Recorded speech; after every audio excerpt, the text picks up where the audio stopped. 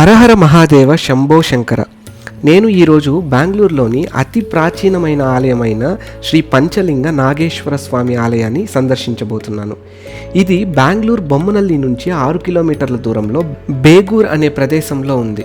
ఇది కొన్ని వందల సంవత్సరాల చరిత్ర కలిగిన ఆలయం. ఇలాంటి ఆలయాన్ని ఇప్పటికీ మనం చూస్తున్నందుకు మనం లక్కీ అనే చెప్పుకోవాలి. మనం ఈరోజు ఈ ఆలయం మొత్తాన్ని, ఈ ఆలయ చరిత్రను మొత్తం తెలుసుకోవడానికి ట్రై చేద్దాం. అందరికీ నమస్కారం. ఈరోజు మనం విజిట్ చేస్తున్న టెంపుల్ బెంగళూరులో బేగూర్ అనే ప్లేస్లో ఉంది. ఈ టెంపుల్ హిస్టారిక్ టర్మ్స్లో చాలా ఫేమస్ టెంపుల్. ఇది అరౌండ్ 1300 ఇయర్స్ బ్యాక్ కన్స్ట్రక్ట్ చేసినట్లు చాలా హిస్టరీ అనేది ఉంది. అండ్ ఈ టెంపుల్ శివ టెంపుల్. ఈ టెంపులే శ్రీ పంచలింగ నాగేశ్వర టెంపుల్. ఈ టెంపుల్ మనం లోపలికి వెళ్ళి చూస్తే ఆ టెంపుల్ హిస్టరీ కానీ మనం తెలుసుకుంటే how history has changed the architecture and art forms of the temple అని మనం అర్థం చేసుకోవచ్చు. సో ఇలాంటి టెంపుల్ని యాజ్ అన్ ఇండియన్గా, యాజ్ ఎ ఇండియన్ ఇండియన్ ఆర్కిటెక్చర్స్ని కానీ ఇండియన్ ఆర్ట్ ఫార్మ్స్ని ఎంకరేజ్ చేసేటువంటి ప్రతి ఒక్కరూ కూడా ఈ టెంపుల్ని ఖచ్చితంగా విజిట్ చేయాలి. ఎందుకంటే one has to understand the architecture of the temple and how the temple is made such a great history. And history చదువుకోవాలంటే ఇలాంటి ఒక హీరోయిక్ టెంపుల్స్, ఇలాంటి ఒక టెంపుల్స్ని చూడడం వల్ల మనకి ఆబ్వియస్గా హిస్టరీ అనేది ఇన్ డెప్త్గా మనకి ఇంకా ఎక్కువ అర్థమవుతుంది అనమాట. సో ఈవెన్ ఈ ప్లేస్లో బేగూర్ అనే ప్లేస్ చాలా ప్రామినెంట్ ప్లేస్ ఒకప్పట్లో. ఇప్పుడు కూడా ఇట్స్ అ ప్రామినెంట్ ప్లేస్. ఒకప్పట్లో ఇన్ టర్మ్స్ ఆఫ్ బిజినెస్ లో కూడా ఇది ఒక మెయిన్ ఒక ప్లేస్, సిటీ లాగా చెప్పేవాళ్ళు అనమాట. సో ఈ ప్లేస్ అండ్ ఈ temple everything has its own history. And ఈ టెంపుల్ని మనం చూద్దాం, ఈ టెంపుల్ గురించి తెలుసుకుందాం రండి. ఈ టెంపుల్లో చాలా విశేషాలు ఉన్నాయి.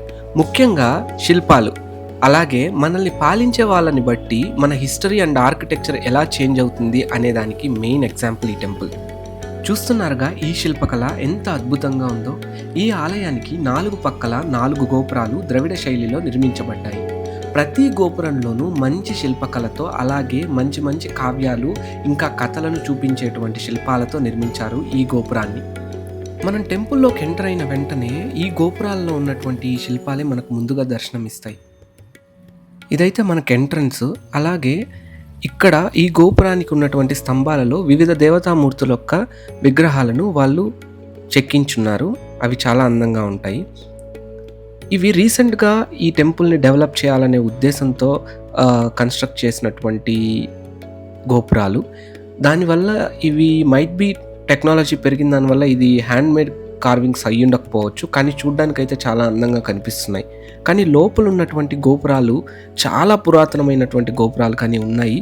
అవి రియల్లీ హ్యాండ్మేడే అయి ఉండొచ్చు, ఎందుకంటే ఆ టైంలో ఇంత టెక్నాలజీ డెవలప్ అవ్వలేదు కాబట్టి. ఇప్పుడు మీరు చూస్తున్నది వీరగల్లు స్టోన్స్. అంటే ఇది వీరులకు అంకితం చేసిన స్మారక శిలాపలకాలు.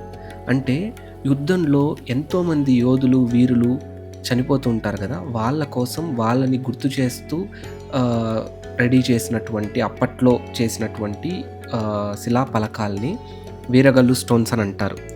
జనరల్గా ఇందులో మనం చూస్తే ఈ పర్టికులర్ బేగూర్ అనే ప్లేస్లో మనకి ఒకటి అబ్జర్వ్ చేయొచ్చు. అదే ఏంటంటే ఈ శిలాపలకాల్లో ఒక శిలాపలకంలో బెంగుళూరు అనే పేరు రాయబడి ఉంది. అంటే బేగూరు గ్రామం అనేది ప్రస్తుతంగా బెంగళూరులో ఉంది. అప్పట్లోనే ఆ బెంగళూరు అనే పేరు ఇక్కడ రాశారు. ఇక్కడ మీరు చూస్తే అదే దాని ఇన్స్క్రిప్షన్ ఇక్కడ నేను చూపిస్తున్నది ప్రస్తుతం. ఈ శిలాపలకంలో బెంగళూరు అనే పేరు కనిపించడం వల్ల బెంగళూరు అనే పేరుకు 1300 ఏళ్ల చరిత్ర ఉందని భావిస్తారు.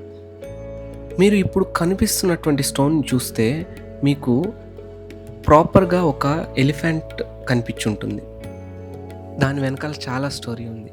ఏంటంటే బేగూరు అనే ప్లేస్ని చాలామంది పరిపాలించారు. Like Ganga dynasty, Chola dynasty, Nolamba dynasty and ఇంకా రీసెంట్గా ఫామ్ అయిన డైనస్టీస్లో విజయనగర డైనస్టీ. ఇలా చాలామంది పాలించే దానివల్ల ఆ పాలనలో వాళ్ళ ఆర్కిటెక్చరల్ స్టైల్స్ అనేది ఈ టెంపుల్స్ మీద వాళ్ళు చూపించేవారనమాట. సో గంగా డైనస్టీలో ఒక రకంగా ఆర్కిటెక్చర్ ఉండేది. గంగా డైనస్టీ ఉండేటప్పుడు వాళ్ళు బోత్ హిందూయిజం అలాగే జైనిజంని రెండింటిని వాళ్ళు ఒకేలాగా ట్రీట్ చేసేవాళ్ళు అనమాట. సో మనకు బోత్ జైనిజంకి సంబంధించినటువంటి చాలా చిహ్నాలు మనం ఈ పంచలింగ నాగేశ్వర టెంపుల్‌లో గాని మనం చూడొచ్చు. ఒకప్పట్లో గంగా డైనస్టీకి చెందిన ఎర్రాయప్ప అనే ఒక రాజు నోలంబ చక్రవర్తి వీరమహేంద్రుడితో యుద్ధం చేశాడు. అప్పుడు నగత్తర అనే గంగ వంశానికి చెందిన జైన సైనికుణ్ణి వీరమహేంద్రుడి కుమారుడు అయ్యప్ప దేవుని ఆధ్వర్యంలో గజ సైన్యం అంటే కొన్ని వందల ఏనుగుల దళంతో యుద్ధం చేస్తూ అతను చనిపోయాడనమాట. అంటే నగత్తర అనేటువంటి ఒక అతను. సో ఆ నగత్తర చేసినటువంటి త్యాగాన్ని గుర్తిస్తూ గంగా డైనస్టీకి చెందినటువంటి ఎర్రాయప్ప అనేటువంటి వ్యక్తి 12 గ్రామాలను నగత్తర కుటుంబానికి ఇచ్చేశాడనమాట. ఆ 12 గ్రామాల్లో బేగూర్ అనేటువంటిది ఒక గ్రామం. అదే ముఖ్య గ్రామం. సో ఇక్కడ మనం చూస్తున్న టెంపుల్ స్టైల్ కూడా జైనిజంని తలపెట్టేటువంటి స్టైల్ కొద్దిగా ఇది వేసరా స్టైల్లో నిర్మించారు ఈ టెంపుల్ స్ట్రక్చర్. వేసరా స్టైల్ అనేది చాలా కాంప్లెక్స్ స్టైల్ ఆఫ్ ఆర్కిటెక్చర్. ఇది ద్రవిడియన్ స్టైల్ కంటే కూడా ఒక స్టార్ ఫార్మేషన్ ఆఫ్ గోపురం స్టైల్ కానీ లేదా టెంపుల్ యొక్క కన్స్ట్రక్షనే ఒక డిఫరెంట్ స్టైల్లో ఉంటుందన్నమాట. సో వేసరా స్టైల్ అనేది చాలా కాంప్లెక్స్. సో వేసరా స్టైల్ మనకు కనిపిస్తుంది, యాజ్ వెల్ యాజ్ మనకి ఇక్కడ ద్రవిడియన్ శైలిలో కూడా మనకి ఈ మెయిన్ గోపురమ్స్ ఏదైతే రీసెంట్గా కన్స్ట్రక్ట్ చేశారో అవన్నీ కానీ మనకు కనిపిస్తాయి అన్నమాట. సో మనం ఇక్కడ గమనిస్తే how architecture has been changed according to the people who are ruling us అనేది మనకు అర్థమవుతుంది అనమాట. సో ఇక్కడ మీరు చూస్తున్నటువంటి గోపురం వచ్చి ద్రవిడ శైలిలో నిర్మించబడిన గోపురం. So it's a Dravidian style of architecture. And అదేవిధంగా లోపల మనం చూస్తే కొన్ని గోపురాలు మనకి నార్మల్ వేసరా స్టైల్లో కానీ మనకి కనిపిస్తాయి అన్నమాట. సో 3 గోపురాలు మాత్రమే పూర్తిగా కన్స్ట్రక్ట్ అయినాయి. ఇంకొక గోపురం కన్స్ట్రక్షన్లోనే ఉంది, అది మీరు చూడొచ్చు. అలాగే ఇక్కడ చాలా ఏళ్ల క్రితం ఉన్నటువంటి బావి కూడా మనం గమనించవచ్చు.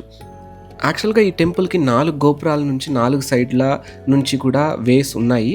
కానీ మెయిన్గా యూస్ చేసేది 2 వేస్ మాత్రమే.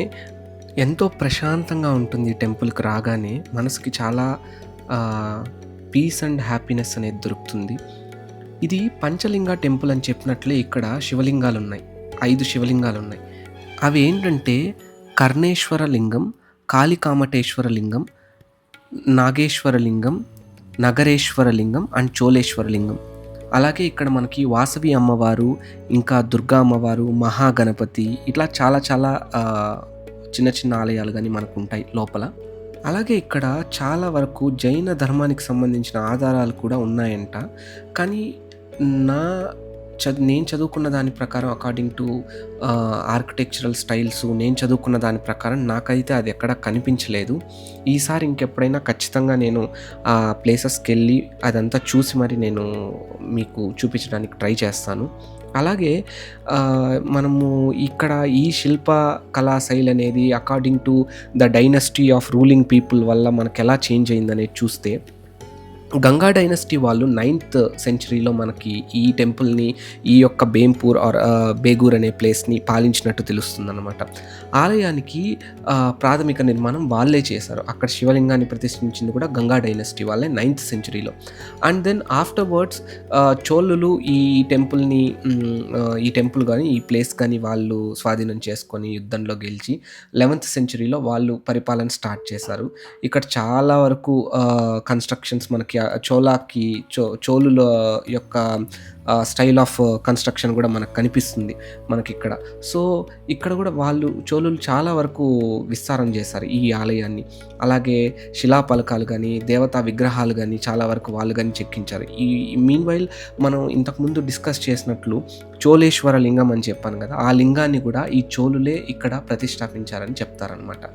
అండ్ దెన్ ఆఫ్టర్వర్డ్స్ 11th సెంచరీలో చోళుల తర్వాత 15th సెంచరీలో విజయనగర సామ్రాజ్యంకి సంబంధించిన వాళ్ళు ఈ టెంపుల్ని అండ్ ఈ యొక్క ప్రదేశాన్ని వాళ్ళు స్వాధీనం చేసుకోవడం జరిగింది. వాళ్ళ పరిపాలన స్టార్ట్ చేశారు.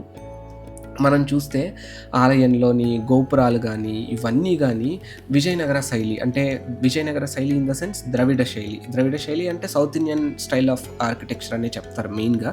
సో ఆ కైండ్ ఆఫ్ ఆర్కిటెక్చర్ కనిపిస్తుంది. అండ్ దెన్ మనం డీప్గా ఒక ఆర్కిటెక్చర్ని అండర్స్టాండ్ చేసుకునేటప్పుడు మాత్రమే మనకి అది ఏ డైనస్టీ వాళ్ళు చేశారనేది మనకు అర్థమవుతుంది. మీన్ వైల్ మనకి ఓవరాల్గా మనం in a global or in a top వ్యూలో మనం చూస్తే we can categorize into several types in మెయిన్గా Dravidian style and Vesara style and Nagara style అనేది ఇన్ టాప్ వ్యూలో మనకి ఈ మూడుగా మనం కేటగరైజ్ చేయొచ్చు. అండ్ దెన్ ఇంతే ఈ వీడియోకైతే. ఆఖరిన ఒక్క విషయం అయితే చెప్తాను. ఇక్కడ ప్రతి రాయి, ప్రతి శిల్పం, అలాగే ప్రతి శిలాఫలకం, గోపురం ఇవన్నీ కూడా మనకి ఎన్నో కథలు చెప్తాయి. వాటి వెనకాల ఎంతో హిస్టరీ దాగి ఉంది. It is holding a lot of history. అది మనం తెలుసుకొని ఇక్కడికి వచ్చినప్పుడు ఆ విషయాలని తెలుసుకొని ఈ టెంపుల్ని మనం దర్శిస్తే మనకి ఇంకా ఎంతో అర్థవంతంగా, ఇంకా ఎంతో హ్యాపీగా అనిపిస్తుంది. లైక్ మనం ఇంత హిస్టరీలో ఉన్నామా, మనం ఇంత హిస్టరీ మన వెనకాల ఉందా అనేటువంటి హ్యాపీనెస్ అనేది మనకు తెలుస్తుంది. ఇంకా మీకు ఏమైనా ఇలాంటి టెంపుల్స్ బెంగళూరులో కానీ లేదా ఇంకెక్కడైనా తెలుసుంటే కమెంట్ సెక్షన్లో తెలియజేయండి. నేను ఆ టెంపుల్ వీడియోని చేయడానికి ఖచ్చితంగా ట్రై చేస్తాను. ఇంతటితో సెలవు. మళ్ళీ ఒక మంచి వీడియోతో, ఒక మంచి ప్రదేశంతో మీ ముందుకు వస్తాను. Thank you.